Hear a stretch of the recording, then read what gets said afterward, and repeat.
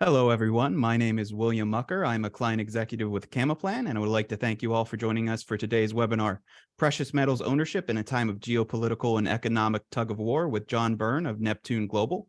As a quick note, please be aware, John and I will be answering questions at the end of the presentation. However, feel free to use the Q&A function and chat on your screen to pose your questions whenever they cross your mind. They will be saved and addressed once the presentation portion ends and the Q&A portion begins. Before we get started, we have a brief disclosure to go through. Everything presented in today's webinar is strictly for educational purposes. Camaplan is a neutral third-party administrator of IRAs. We are not attorneys, CPAs, or financial advisors. If it comes to a time where you need advice in any one of those fields, we highly recommend you consult with your team of professionals. We are more than happy to be a part of the dialogue with your team of professionals to make sure the investment process is quick and seamless. We do not sell any investments at Camaplan, nor do we endorse any products. We will never call you about the next best investment opportunity. We believe that you should always do your own due diligence before investing your money, whether it be your retirement funds or otherwise. Once you have found the investment that is right for you, we will help you open your account, fund that account, and facilitate the transaction into that investment. Here is my contact information if you or anyone that you know who you believe can benefit from the information have any questions about what is discussed in the presentation today and how it applies to self-direction. Please do not hesitate to contact me. I would be more than happy to help. And without further ado, I'm going to pass it over to you, John. Thanks, Will. I'm going to switch over my screen here. Perfect. Thanks and welcome everybody to webinar here, Precious Metals Ownership, Time of Geopolitical Tug-of-War. My name is John Byrne from Neptune Global, account executive and trader over here. Very happy to be doing this. Here are just a few quick items about Neptune Global. We're headquartered in Wilmington, Delaware, full-service precious metals dealer, bars, vaulting. We have patented products, and we have over 2 decades of experience. I've been established in 2002, featured in all the productions and things you see below here: Forbes, Market Watch, Barron's, Wall Street Journal, CNBC, among others. We're very experienced in this market. And just a bit of disclosure of our own here. It says we're celebrating our 20th anniversary there. It's actually 21st now, which is fantastic. But we are also not financial advisors. This is for informational purposes only. Everyone to do their own due diligence. With that, I will get started here. So, in 4 pictures, here we see a nice little snippet of our world here between inflation and, as we will see shortly, deflation. We have geopolitical strife ongoing, and we have central banks buying gold left and right all over the world, and we have volatility in markets, both up and down. In a sense, it's very difficult to figure out the next move for this volatility. And with that in mind, let's kind of give a quick encapsulation of where we find ourselves currently. Into this year, about a quarter into this year, we have the broader equity markets up year to date, but earnings concerns are certainly out there.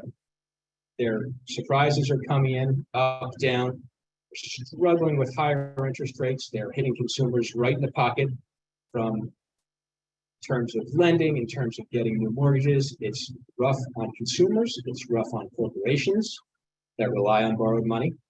And in a sense, it's a very difficult environment. Have yield curve still inverted, as it has been for some time, indicating recession, which we may be in right now. So we have shorter yields, much higher than longer yields, which is unusual, and yes, it does portend recession. The war in Ukraine has been going on for about 14 months now. There's no end in sight, and there are escalatory fears abound for sure when it comes to that. We're seeing, and this is very important, pertinent to this discussion, we're seeing a massive global economic and geopolitical realignment on account of the war in Ukraine, on account of the economic picture, and among other things. And it's ongoing, and it doesn't look like it's going to stop. We'll get deeper into that. And cryptocurrency markets still, while up somewhat in the last few months, they are down majorly from their highs. So what was considered a safe haven asset is definitely, it's hard to believe that it's one now. Now, we're also seeing major slowdowns in domestic real estate. Yeah, that one major, aside from gold, hard asset out there. It's definitely under pressure. Go into that as well. And as we see every so often, debt ceiling crisis is back and better than ever. And with diplomatic brinksmanship, political brinksmanship in the U.S. as bad as it's ever been, it's important we keep this in mind. It seemed that there was a deal in the air yesterday, but that got shot down. So it's very hard for both sides of the aisle to agree on anything. And heading off a debt crisis is one of them. Then we also have coming very soon to this country a new presidential election cycle. So in the next few months and beyond, you're going to be hearing and seeing a lot more about that. And all eyes are going to be on. And this very important to this presentation. We are seeing U.S. dollar supremacy waning. Is as a reserve currency, is the dollar still the world reserve currency? It appears so. Is that lessening? Absolutely. We're going to see why.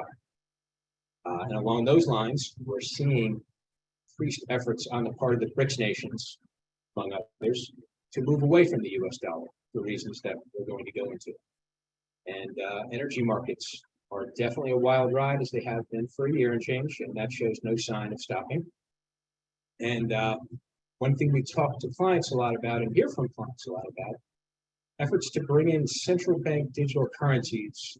We're hearing that talk, and we're hearing that the stories, the evidence that this is actually a work in progress in a number of places. We're seeing that everywhere. And it all brings us economically to a question of what are we seeing? Are we seeing inflation? Are we seeing deflation? Are we seeing both? And how do you navigate this environment? That's where this all begins here. And to start off with that inflation versus deflation environment, it seems it actually certainly is the case that the Fed is caught in a terrible place right now, because one headline shows inflation, next headline shows deflation, and it's tough to weave through this for a central bank, as well as for consumers, investors, all of us. And their conundrum is, in the face of inflation, do they continue raising rates? And there's certainly a danger of doing it, because if in fact the environment is more deflationary, they're going to worsen that by continuing to raise rates in this environment. On the other side of that conundrum is, if they pause rates with inflation still raging, that can only stand to make things worse here. And like we said, as we move from one headline to the next, it's clear that there are no easy answers to this. The Fed is definitely between a rock and a hard place, and a lot depends on this. You know, it's huge. This is the U.S. economy, and much of the world's economies depend on these moves as well. It depends on these moves not being messed up, making sure that they are correct, proper, that they work out well. And watching what we are lately, it's hard to be confident what we're seeing here, their behavior. And going specifically into inflation here, inflationary forces persist indeed. And we're seeing in certain sectors, everyone has seen the egg story here. That is a great example of food inflation. And for years, we've been watching the food inflation, we've been watching the shrinkflation and the portions you get for the same or more amount of money.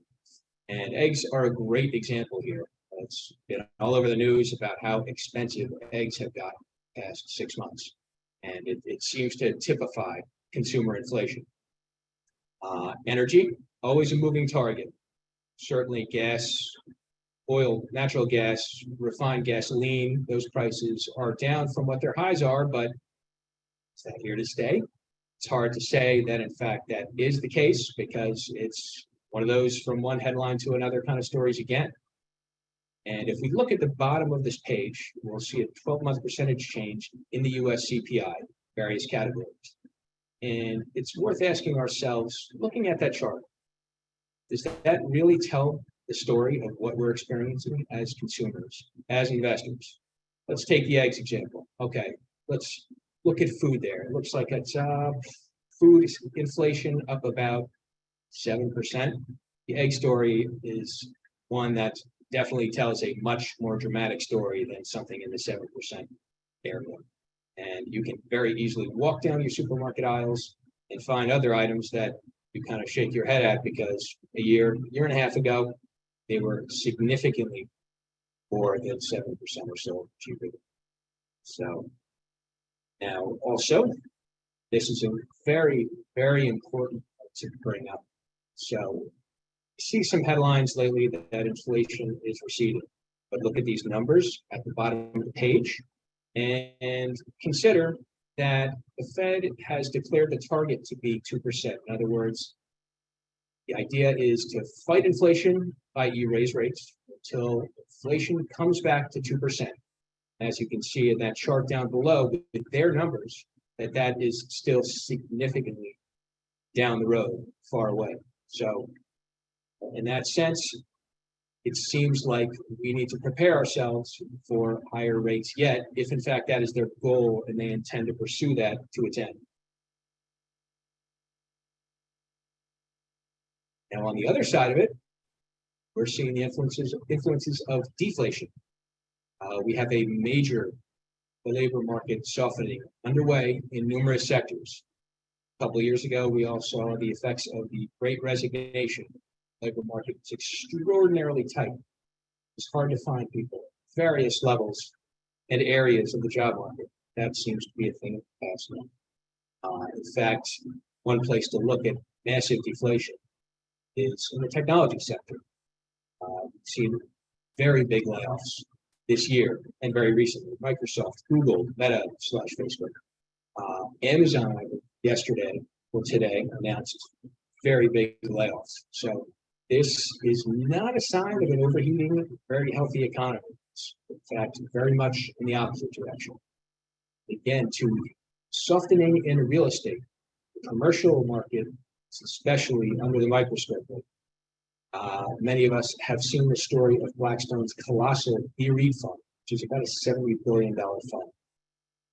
It has, over the past months, put the gates up, very much limited client redemptions. So that is not a great sign. We have seen also today, Vornado, they're an office REIT, suspended its dividend. As we know in REITs, dividends are a very big part of the return. So that is something to watch out for sure. So keep an eye on real estate, especially in those sectors. Commercial, manufacturing, all sectors in there. So it's a very big concern from a deflationary standpoint. And back to the debt ceiling crisis. Here's the, as we know, these things have come and they have gone in the past. But it seems the acrimony is a lot more intense every time we get to the next one. And obviously, the worst case scenario in a debt crisis is that no agreement comes and government is unable to refund their debt. They're unable to roll it down the road. And that is a treasury default. Is that likely? Is it possible? We don't know. But like I said, it becomes more and more acrimonious as time goes by in resolving these things. And the news media, the financial news media yesterday seemed very confident a deal was in the works when it was very, very pertly shot down. So it's very much worth watching.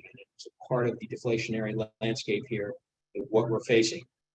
And earnings disappointments are taking place. There are upside earnings surprises. There have been a lot of downside earnings surprises. The last couple of days, we've seen some upside earnings surprises in tech, which maybe that's to be predicted if they're laying off as many people as they have been. But look to the other sectors too. We've seen disappointments, and you probably will continue to see more of those. So it's definitely doesn't seem to be the heady stock market times of a few years back, but the volatility is going in every direction. And also, let's take a look at the banking crisis that we experienced in March.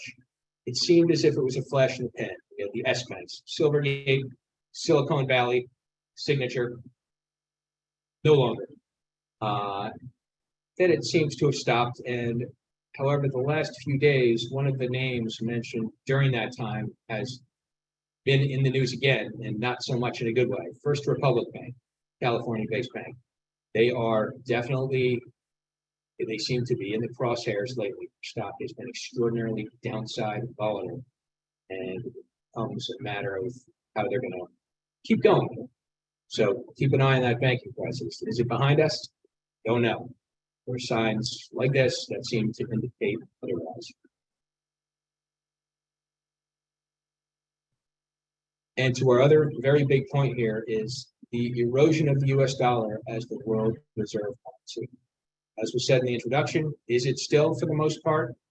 Yes, but a number of factors are chipping away at that, and they're chipping away at it fast. Number one, let's look at the BRICS movement. So this is a movement that is at its core, Brazil, Russia, India, China, and South Africa. Those are the core members of this, and they've been around for a while. And it's as a trade bloc and as a kind of exploratory movement about doing things away from the dollar in a different way. And we've seen a lot of members kind of tag on in sympathy of it. Just recently, Argentina, and very importantly, Saudi Arabia. So just between Russia and Saudi Arabia right there's a colossal portion of the oil and gas market right there alone within this movement. They've set up a new development bank to rival the World Bank, whereas the World Bank would lend would lend applicants money in US dollars. Their new development movement would lend it out in local currencies. And they are even talking about issuing a currency with gold backing. So that is definitely worth considering. Now, why is this happening? Why is this happening with the BRICS countries? Why all of a sudden are we seeing such a concern with the US dollar and relying upon it for all trade and for various things? And I think the main problem here is an issue of trust. US has weaponized US dollar. And countries are seeing that when they fall afoul of what the US wants, that the US will turn the dollar against them. And has this always happened? Not necessarily, but could it happen? Sure. So countries, their private citizens, and their dollar holdings could very much be negatively affected, as have some already. Now, these countries are looking for a different way. They're looking for a way to avoid that risk, because they might not necessarily want to join the US on every issue that the US finds important. They may not necessarily share the same opinion on the issues that the US finds to be of major importance. Saudi Arabia, they are deep in talks to accept Chinese yuan for oil. And now this is huge. For years, for decades, there's been talk of the fall of the petrodollar. So for many decades, oil trading has, by rule, taken place in US dollars as a standardization measure. Now, there's been talk of that, like I said, not being the case for decades now. But now, with these talks as far along as they are, this appears to be much closer to a reality than it ever has. And that is a natural floor on the US dollars, as they needed to be purchased in order to trade in oil. Now, also, one of the things in terms of trust and currency weaponization is the SWIFT system, SWIFT payment system. It's a standardized payment system worldwide. And over the last year and a half or so, countries have been searching for an alternative to that as part of this whole theme. And along those lines, India is adopting Russia's version of it, SPFS. So this is, India is either now or will be, as it's reported, the world's most populous country. So it's soon to surpass China, or it already has by a lot of reports. So this is a very big piece of news here. And also, like I hinted at before, you have multiple countries exploring central bank digital currencies. And so as number one, way to get away from the US dollar. Number two, way to utilize technology for a government and a central bank's behalf. And number three, a lot of concerns as to what that means for countries, their citizens' privacy, and there are big concerns from investors and from citizens about the wisdom and about how that affects them, what's in it for them. When and if a country issues a central bank digital currency. And it's worth noting, U.S. is very much on the list of countries with talk of CBDCs being instituted at some point. Now, this all brings us to why we're having this webinar, and where does gold fit in this? Where do precious metals fit into this whole picture of volatility and realignment, this tug of war? And the first point, and most important point, one to carry with you after, is that central banks keep purchasing gold. They purchases in 2022 were by far the largest on record. 2023 so far, they've been very big as well, just as big at this rate. And many of those central bank purchasers of gold are at the forefront of this movement to get away from the US dollar. So those BRICS countries, others as well. Turkey has been a massive purchaser of gold by their central bank. And central banks have been using gold as money for a long time. Think of it as an exchange rate. It is money. And also, as an investor and looking at this environment of ours, gold is known to perform both inflationary and deflationary environments. That is part of its reputation here, and part of what it's known for, and part of its value proposition as preservation gold. And along those lines, it exists and it flourishes and has nothing to do with the world of debt creation. Fiat currency, as we have with the US dollar, is dependent on debt creation, debt perpetuation, refunding the debt, keeping it going down the road. Now, gold exists well outside of that. It's important to point that out as well. And unlike, say, cryptocurrencies and central bank digital currencies, it is a hard, real, tangible asset. It does not exist in the virtual world. It does not buy on the internet to exist, to thrive. There's no cyber threats to just making a gold position disappear off the face of the earth. None of that at all. It is a hard asset, and it's largely free of a lot of the carry and maintenance costs of other hard assets. And we're going to get a little deeper into that in a second. And just to go through the list here, why are precious metals unique, well suited to this environment, to navigate this very difficult environment, this tug of war? Number one, they are liquid. Gold and silver are about as liquid as it gets. Close to up there, treasuries, things like that. They're traded the world over. And in fact, I would argue that as we kind of realign more, it's worth even noting gold's liquidity more so over treasuries, as many countries seem to leave that behind them. Portable. So gold is small. Ounce of gold, kilogram of gold, doesn't take up a whole lot of room. It's not going to take up a shipping container. It is easily divisible into smaller sizes. It has been for a long time. Globally accepted as money for thousands of years. Now, again, look at central banks buying gold. They treat it as money. So very much treat it as money, in spite of what you see on a lot of fronts in media and government for that. Kind of treat it as the irrelevant, as something that is no longer valid, no longer relevant. It's very much not true. Their behavior, their actions speak to that point. And again, no counterparty risk. So along those lines, so let's look at some items here. Physical precious metals, see something with no counterparty risk. Now, stocks, ETFs, equity mutual funds, is there counterparty risk? Sure.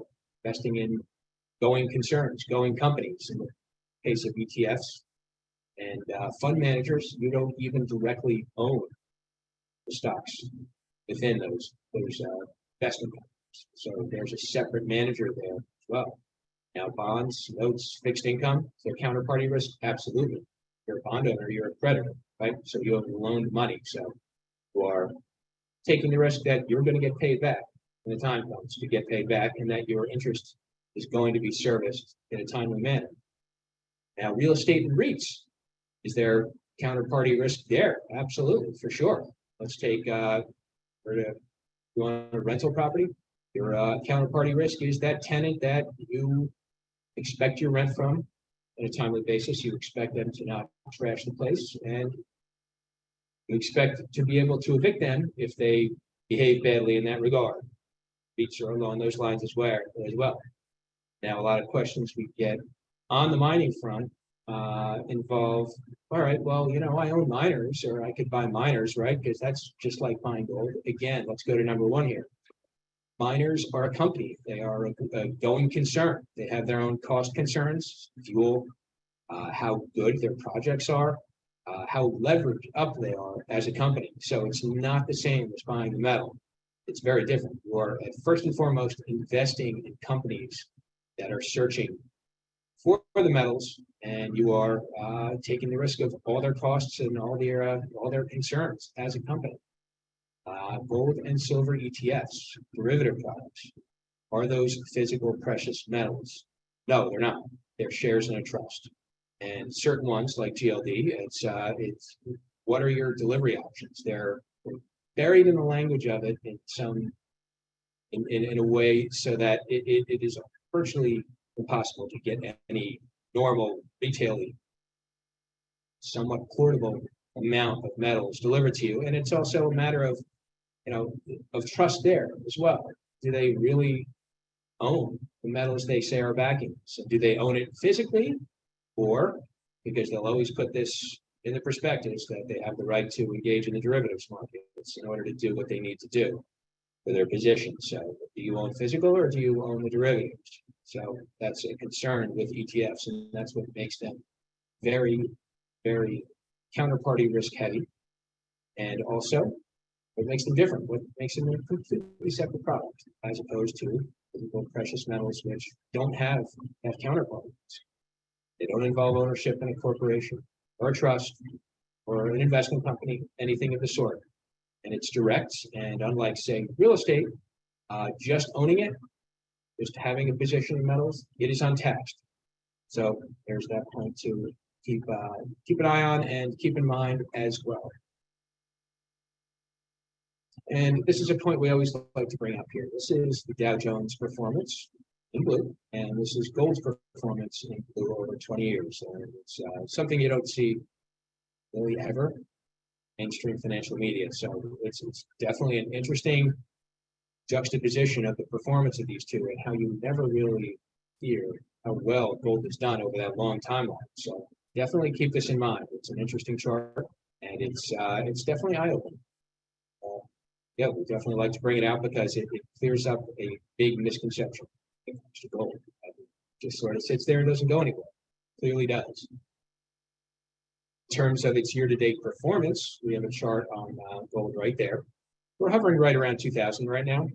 We up around 7% or so year-to-date. Now, within the past few weeks, it's been very close to its all-time highs, which we hit beginning of last year, the first quarter of last year, right as the Ukraine war started, and at one point during COVID as well. So we're very close to highs here and breaking through highs in all likelihood, it seems. That's a prediction. We generally don't engage in predictions, but it's not hard to imagine that gold is going to go significantly higher than this. In fact, you see numerous financial institutions predicting prices far north of where we are now.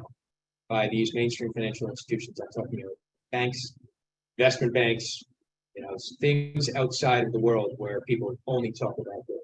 So that is definitely something to keep in mind. Bank of America, I believe, is among those groups, Goldman Sachs. So yeah, gold is getting a lot more press and a lot more chat than it has in the past as we navigate this environment, or attempt to. So let's look at its recent performance. And one question we get is, over the past year and change, is, okay, we've seen inflation, so why hasn't it done better? And the reason for that is the market perception has been that the Fed has been effectively managing inflation. That has held gold back. The reason for that is that because it's higher interest rates create a stronger dollar. Your stronger dollar buys more gold. Ergo, your gold price is going to be in US dollars low.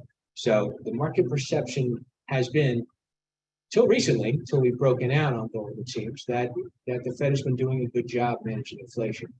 But again, we hit this conundrum and we're going very much deeper into it when it comes to the inflation and deflation debate, whether they can continue to raise interest rates without breaking things. And whether this can continue, gold being held back like this is definitely complicated by that tug of war between inflation and deflation. And as it stands now, you have higher relative rates within the US. So a lot of the industrialized world, in fact, just about all of it, has much lower interest rates than the US. So for that reason, it's a more attractive haven for deposits to go into treasuries because they'll, on a relative basis, again, earn higher interest. But again, as de-dollarization continues, even accelerates, will this continue to be the case? How many natural buyers in treasuries will we continue to have? So keep an eye on that. This is good. This is a very important thing to watch here. Look outside the US. Look at these BRICS countries. Look at what they're doing between gold buying, Zimbabwe on the not a BRICS country, but it's interesting to note that they are issuing gold-backed central bank digital currency.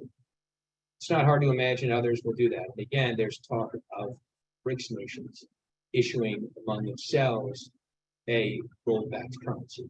So there are definitely interesting things going on ahead for gold.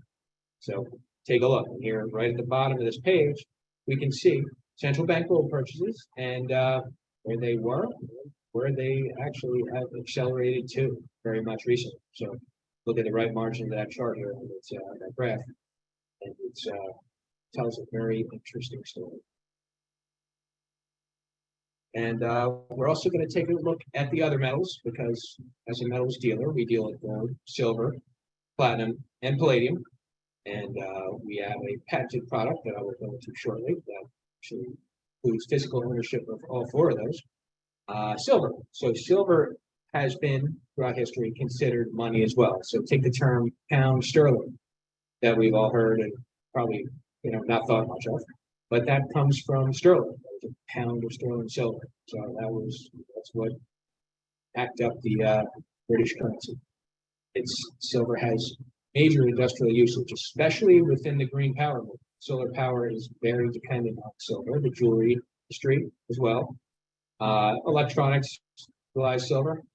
It has a smaller and more volatile market than gold, but generally tends to ride along with gold in sympathy. So I'll show you the chart shortly. And it's very much worth noting that the COMEX supply of silver, held in COMEX vaults to be delivered into futures contracts, things like that, it's been shrinking. It's been consistently shrinking. So keep an eye on that. In silver, you have a smaller entry point in terms of denomination, in terms of your price per ounce versus gold, much smaller. So those are all things that bring silver to the forefront of precious metals discussion as well. Platinum and palladium, their major use is in the catalytic converters sphere. And now we've seen EV adoption grow and grow, but it's worth questioning, is the combustion engine going anywhere anytime soon? And the answer is probably not. And all the equipment necessary to mine batteries for EVs is going to require gas and diesel operated vehicles. And there's all manners of things that are not about to go EV anytime soon. So, the catalytic converter is with us, will be for quite some time. They are also used in electronics and various industrial processes as catalysts, both platinum and palladium. They are used in jewelry, platinum especially, not as much palladium. And one of the interesting points about those two metals is the scarcity play. Now, South Africa and Russia, both the biggest producers, and account for the lion's share of both metals. Palladium in particular, Russia is around 40% of the palladium. So there's an interesting story to be told in and of that point alone. And here, like I had said, here's your year to date. This is gold and silver, and you can see that they are largely traveling in sympathy with one another. So you have your gold price margin on the left and your silver price on the right. And yeah, just to give a little illustration of how they ride together, why they're so often included in the same conversation. Now, I had mentioned the PMC ounce. The PMC ounce is our patented product of gold, silver, platinum, and palladium, held in a fixed ratio. And the benefit of it is that you have a lower dollar price entry point than you would in, say, gold, platinum, or palladium. And this has been its performance versus three of the underlying metals over the years. This is our, to a great extent, our flagship product. It is patented. And yeah, it's been a proven winner, and see why. It's outperformance of the other metals in there. So you can find more information about this on our website. You can always call us, and we'll go into further detail on that as well. But that is the Neptune Global PMC ounce. And to conclude the presentation, overall, the salient points here are that the Fed and the U.S. economy are both in a very difficult to navigate position. There are no easy answers on how to navigate it, how it's going to end, and how it's going to affect investors, citizens, everybody. By the time this thing has seen through, and what comes next, we don't know. But it's, as it stands now, it's easy to see how difficult this is. Navigating between inflation, deflation, finding, weaving your way through this as a central bank, as an investor, very challenging. It's definitely worth considering tried and true tested methods of preservation, and the precious metals value prop is time tested. Now, in the other direction, the international reliance on the US dollar seems to be waning, indeed, for all the reasons we went through before. And that, it's hard to imagine that just flipping on its head and calling game over on that, because that doesn't seem to be going anywhere anytime soon for all the points we went through before here. Now, overall, in terms of that precious metals value prop, and we have I brought it up earlier in the presentation, central banks the world over have been and are continuing at a much brisker pace than ever to buy gold. So as investors, you have to ask yourself, maybe that's worth a look too. It's if they're doing it, why should I not? So that is what I have, everybody, here. And a few kind of closing things here on our website. You can go through some fact sheets on the PMC ounce, on the PMC index, which is what the PMC ounce is based off of, and our vault accounts, which are methods to get into gold and silver in a storage capacity at a very, very low premium. So that's all worth looking at if you are interested in the precious metals. And you have found this webinar enlightening, and I hope you have. You also can find our mobile app, which keeps track of metals pricing, some cryptos also, so you can do a quick contrast there. And the PMC index, which, like I said, is the foundation for the PMC ounce, that is tracked in that mobile app as well. So you can check that out on the App Store and Google Play. And yeah, you can always contact us with any questions, any thoughts. We're always happy to help when it comes to the precious metals. And we have had in the past been recommended, the PMC ounce in particular, by a certain Jim Rickards, who is a very big figure, the economist world here, who's definitely has some very interesting opinions on this environment of ours of late, which you can find all over. But he has been a big fan of the PMC ounce, given what it does, how it performs, and what it's comprised of. And that is all I have for everybody. Great. Thanks for the presentation, John, and your insight into, the precious metals market in contrast to, our current economic environment.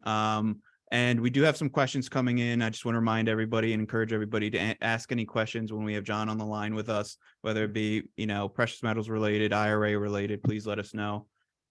We have a question from Gil. He does ask, why does silver tend to be more volatile than gold? Silver is more volatile because it's more easily accessed by a lower dollar price. It's a smaller market. It is significant. So compared to gold, silver, let's say the market cap, for lack of a better term, of all the silver in the world is significantly lower. And it has those other concerns that gold does not, that major industrial usage, and they're all the factors that affect that gold does not. So, and it's not a central bank asset like gold, so which they tend to smooth gold out where silver is not. But on the whole, it's the fact that it's a much smaller market. It's more prone to kind of market forces pushing it around. Awesome. Thank you for that clarification. While people are still posting the questions in the chat and Q&A function on their screen, have you seen in the recent change in the economic environment, what has the general consensus been on the allocation of funds, whether it be personal funds or retirement funds, and if they differ at all in the types of metals you see people purchasing? Sure. We, in terms of specific asset allocation model recommendations, that's not something we go into. You should definitely speak with your financial advisor about that, or at the very least, do some kind of due diligence on what a number of people who go along these lines recommend. But we've seen a lot of investors in gold. We've seen a lot of investors in silver, and the PMC ounce in our part of the world gets a lot of looks because it's turnkey into all four of the previously mentioned metals. But you have participants in this market that have specific opinions about each metal, and sometimes they'll choose to go just one or multiple, gold and silver. But people also have different kind of needs, and oftentimes clients will see the PMC ounce as a bit more approachable because of per ounce sizes and the cost of those. I hope that answers your question. Yeah, definitely, absolutely. Okay, and I can understand that you can't give any advice or recommendations like us at Camaplan. We're not financial advisors or anything like that. But I speak to people all day, different investors in different asset classes, and I'd be lying if I didn't say I haven't seen a recent and very noticeable uptick in people interested in precious metals options. So absolutely, it's a product of these times. Absolutely, could definitely confirm that. Is there any questions that you tend to have been receiving lately that you may have not been able to address as much as you'd like in the presentation that you want to touch on? Oh, actually, before we get into that, I do see another question that I didn't get to address. From Brian, do you sell metals direct outside of IRA? Yes, we do.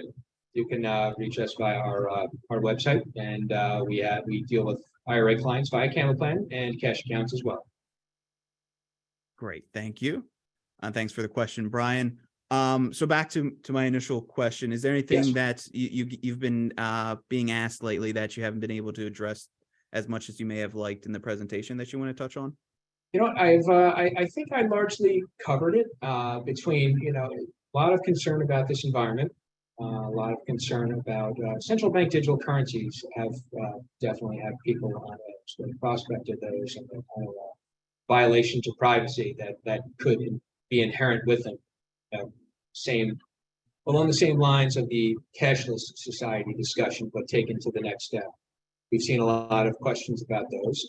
Also, very importantly, we get asked about the confiscation scenario when it comes to precious metals, and we're not believers in it, just because. And in fact, what happened, nearly 100 years ago was a government-forced buyback, albeit at an artificially low, depressed level, and then revaluing the gold standard higher.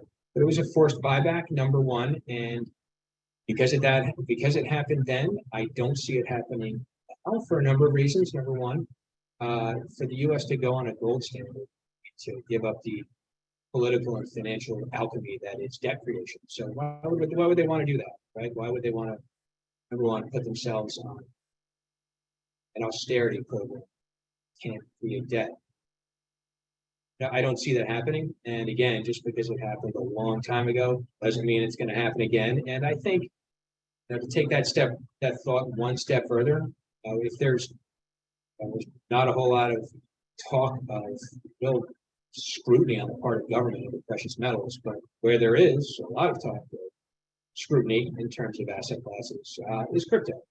See that is weekly, sometimes daily basis. So in terms of the confiscation question is one we get often.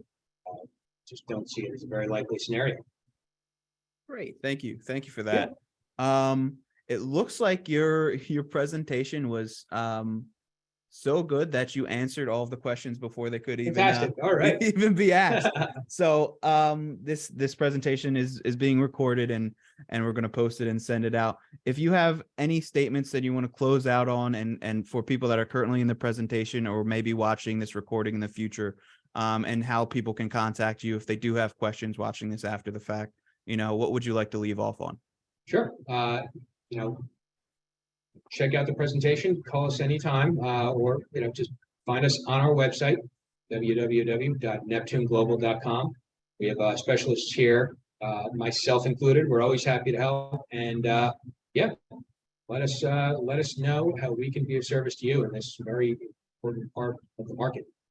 All right, great. Thank you again, John. Thank you everybody for attending. Thank you, Will. Thanks everybody for tuning in. Of course, and likewise, if anybody has any questions for Camaplan and how any of this discussed today reflects on self-directed IRAs, please give us a call or send me an email at any time at info@camaplan.com or call our office at 215-283-2868. And I hope everybody here has a great rest of their day. And thank you again. Thanks, everybody. Take care.